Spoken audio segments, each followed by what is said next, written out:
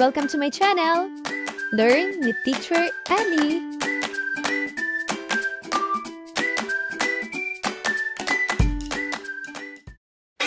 Grade 2, Revised K-12 Curriculum, Quarter 2, Good Manners and Right Conduct, Week 1, Day 1. Mga layunin. Pagkatapos ng aralin, ang mga mag-aaral ay inaasahang natutukoy ang sariling kakayahan o talento sa tulong ng pamilya.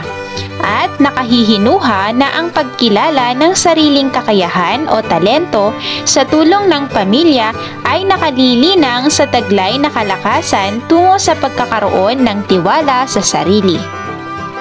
Mga bata, pag-aralan natin ang mga larawan na aking ipapakita.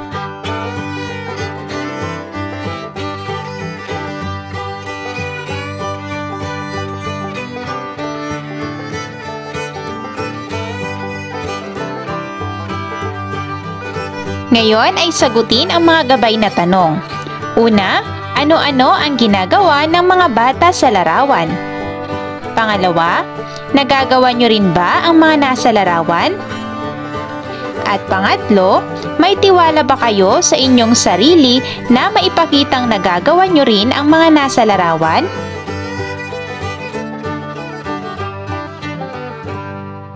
Tandaan mga bata na mahalaga na may tiwala kayo sa inyong sarili upang ipakita ang inyong talento o kakayahan.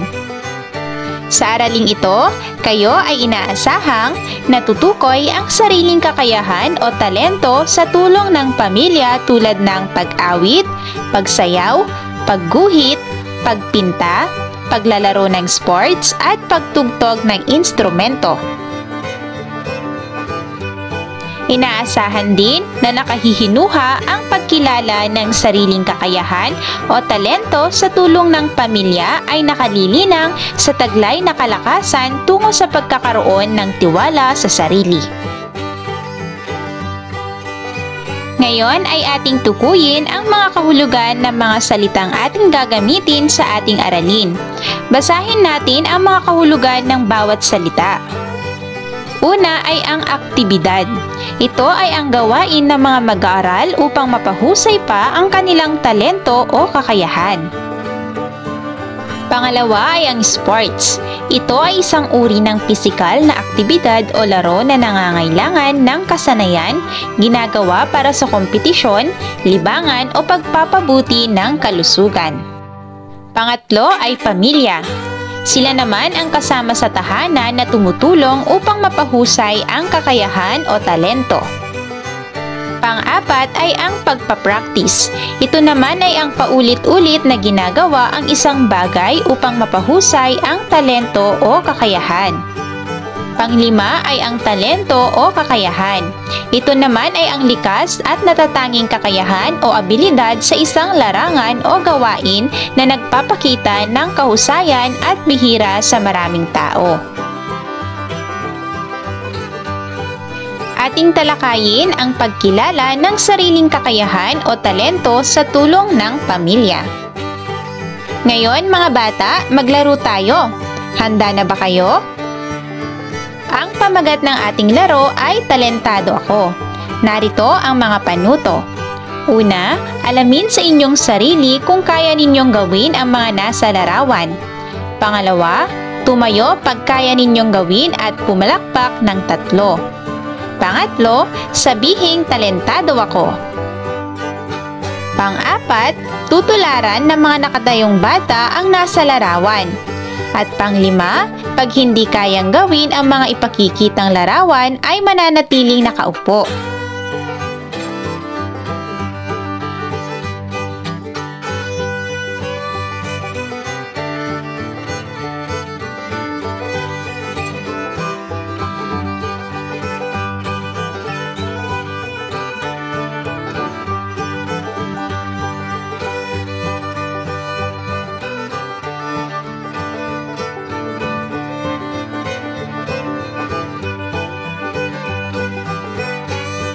Mga bata, ano ang naramdaman ninyo sa ating naging gawain? Magkakapareho ba kayo ng talento o kakayahan? Bakit oo? Bakit hindi? Ano-ano ang ginagawa ninyo upang mapahusay pa ang inyong talento o kakayahan? Bakit mahalaga ang magkaroon ng kakayahan o talento? At panglima, paano mo ibabahagi ang iyong hilig, kakayahan o talento sa iyong kamag-aral, sa iyong guro, sa iyong pamilya?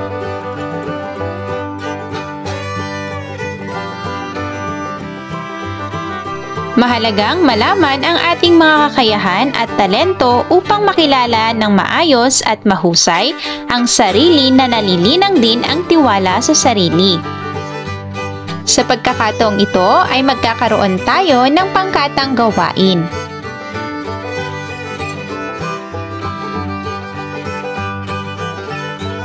Para sa unang pangkat, punan ang nawawalang letra na nagpapakita ng iba-ibang kakayahan o talento ng isang mag-aaral. Para naman sa ikalawang pangkat, pagtambalin ang mga talento sa hanay A sa larawan nito sa hanay B.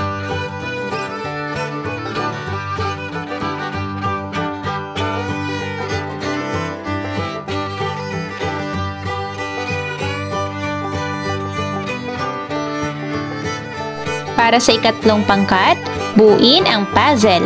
Ang mabubuong larawan ay nakakatulong sa mga mag-aaral upang mapahusay ang kakayahan o talento upang magkaroon ng tiwala sa sarili. Ngayon mga bata, sagutin ang mga sumusunod na tanong. Una, sino-sino ang mga nasa larawan?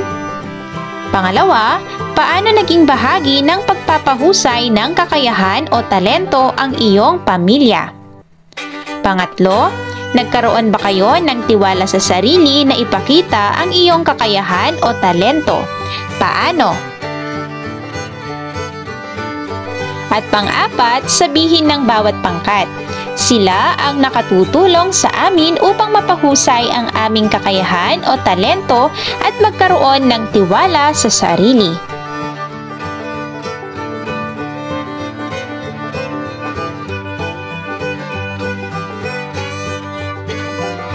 Narito pa ang ilang mga karagdagang katanungan. Una, ano ang inyong naramdaman sa ating gawain?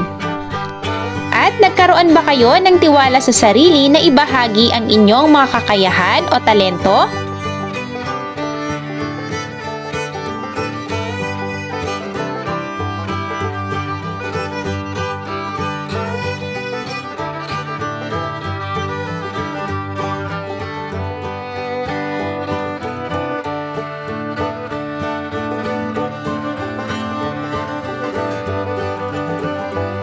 Ngayon naman ay magkakaroon ulit tayo ng isa pang gawain.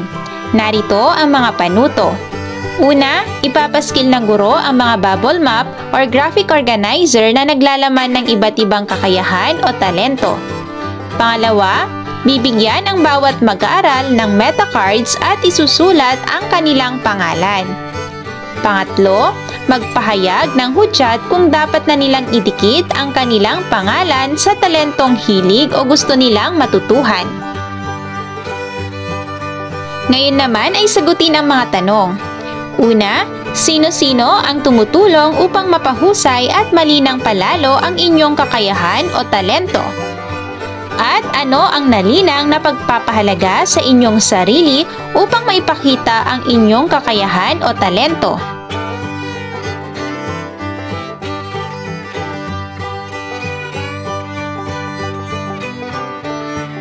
Piliin ang letra ng pinakatamang sagot at isulat ito sa iyong sagutang papel.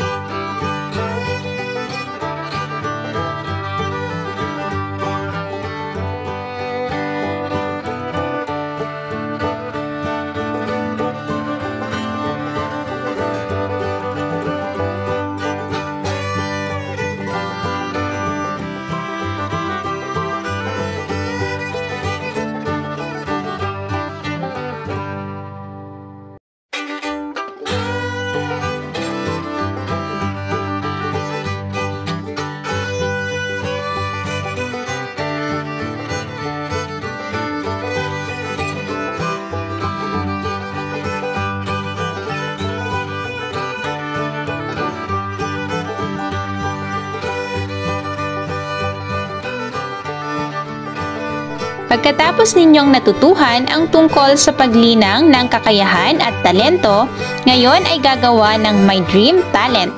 Narito ang mga panuto. Maghanda at pumili ng makulay na papel, crayola o marker at iba pang gamit sa pangsining.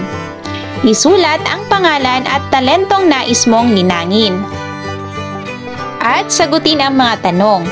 Ano ang inyong nadarama habang isinasagawa ang gawain? At bakit kailangan ng tiwala sa sarili kapag gumagawa tayo? Thank you for watching! Also, don't forget to like, share, subscribe, and click the notification bell for you to be updated on our latest videos. See you on our next lesson. Goodbye!